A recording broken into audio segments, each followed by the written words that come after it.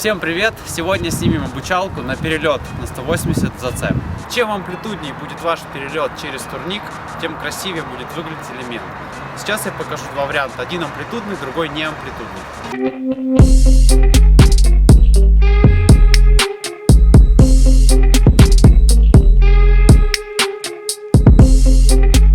Этот элемент можно выучить не то что за один день, а за час или всего лишь за 5 минут.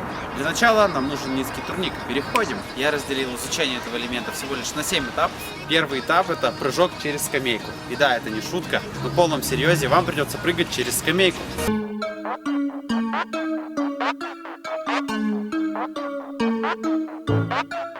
Если хотите изучить этот элемент на обе стороны, то, соответственно, прыгаем и проходим все этапы на ту и другую руку. Меняем. Этап представляет собой то, что вам нужно просто сделать попытку закидывания ноги.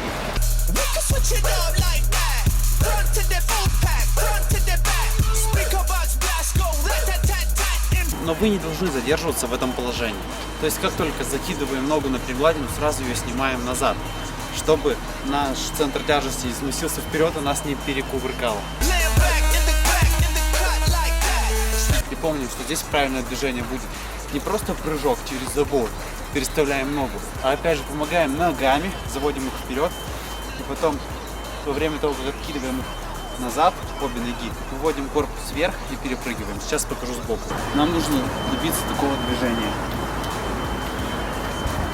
Если вы просто будете делать такую попытку перепрыгивания, то у вас точно ничего не выйдет. Так что заводим ноги вперед, берем скачку, делаем такой рывок, поднимаем корпус вверх и перепрыгиваем. На третьем этапе изучения вы должны просто перепрыгнуть эту перекладину. Да, звучит не очень просто, я понимаю, но перебарывайте страх. Этот элемент можно выучить за 1 час. Суть третьего этапа — наконец-то перепрыгнуть перекладину, но не отпускать ее одной рукой. Беремся верхним хватом, перепрыгиваем, но держимся правой рукой. Все. Чтобы не потерять баланс, если что-то пойдет не так, вы могли всегда удержаться. Можно делать так, не добавлять вращения, а просто перепрыгивать через нее. То есть это будет обычный прыжок через турник, без 180, но он подведет вас к выполнению. Четвертый этап — это добавление вращения и смена хвата. Одну руку мы ставим нижним хватом, то есть пальцами в обратную сторону от нас, и одну верхнюю. Вот таким образом, либо таким. Нижним хватом должна ставиться та рука, которая останется на турнике после прыжка. Если я сейчас буду прыгать в ту сторону, то я оставляю эту руку нижним хватом. Если в ту, оставляю эту руку нижним хватом, эту верхнюю. Поменяли хват с верхнего на разнохват. И теперь делаем те же попытки, только уже добавляем вращение. Сначала у вас не получится сделать такое вращение, поэтому делаем его поменьше. Допустим, сначала это будет 90 градусов, потом можно сделать 120 градусов, и потом вовсе все 180. И сейчас, 5-й этап, делаем уже полноценные попытки верхним хватом, но все же на низком турнике.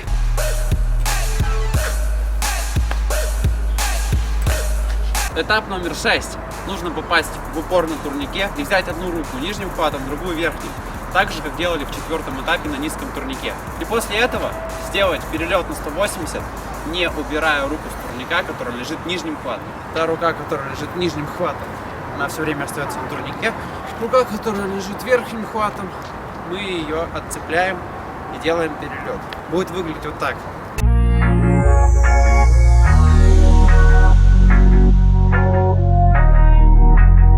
Последним этапом мы просто делаем полноценные попытки.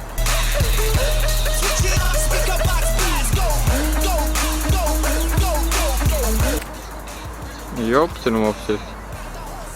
Чтобы было заряжено. Так делать определенно не нужно, ребят. Вторая попытка должна выглядеть получше, чем первая. Надеюсь, эта обучалка поможет сделать ваш перелет на 180 зацеп. Всем успешного изучения, наискорейшего прогресса. Пока!